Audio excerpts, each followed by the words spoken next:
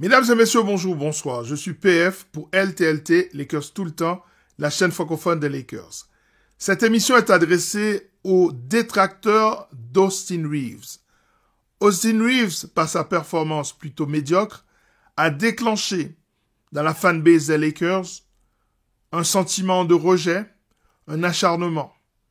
Certains ont demandé qu'il soit tradé automatiquement.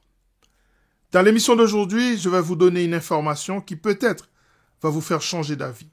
Lakers tout le temps, c'est tout de suite. Step 1, wake up early, gonna rise with the sun. Step 2, get some good, some food in you. Step 3, think real hard about what you wanna be. Step 4, fuck everybody, just do your thing. Wake up, today's gonna be a good day. Wake up, today's gonna be a good day. Wake up, today's gonna be a good day. Wake up, today's gonna be a good day. Austin Reeves était blessé, les gars. Austin Reeves était blessé. Il était blessé. Il a joué blessé. Il s'est blessé dès le 3e match, après la victoire des Los Angeles Lakers.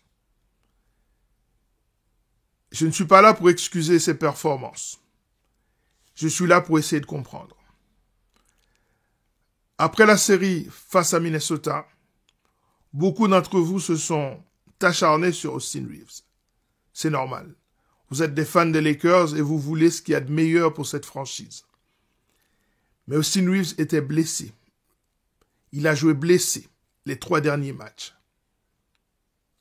Austin Reeves est blessé au gros orteil, une entorse, assez sévère pour qu'il ne puisse pas marcher entre les matchs.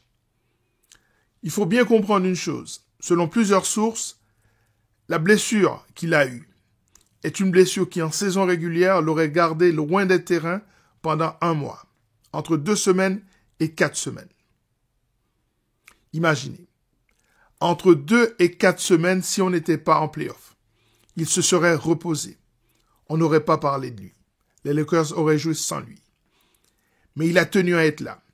Et pour gérer cette blessure, qu'est-ce qu'il a fait? Il n'a pas marché. Au moment où il n'y a pas match, il ne marche pas. Il reste au repos, afin de s'assurer de pouvoir jouer et tenir sa place. J'ai toujours dit que ce garçon avait du cœur. C'est un garçon qui est durable, malgré une forme de fragilité physique qui est apparente, qui explique pourquoi certaines attaques le ciblent particulièrement.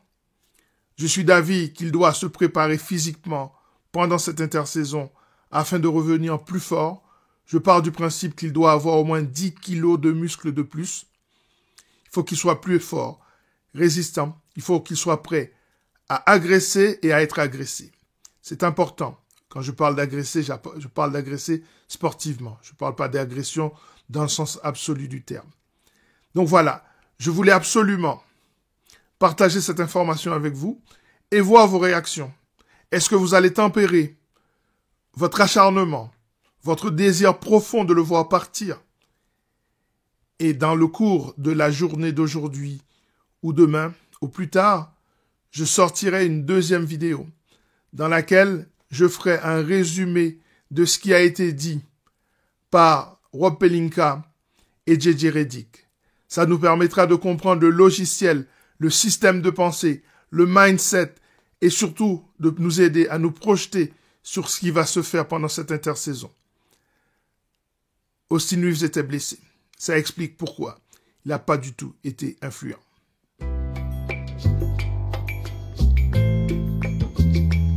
Voilà, ça en est terminé pour cette émission consacrée à Austin Reeves, cette blessure qui a changé toute sa trajectoire lors de ses playoffs.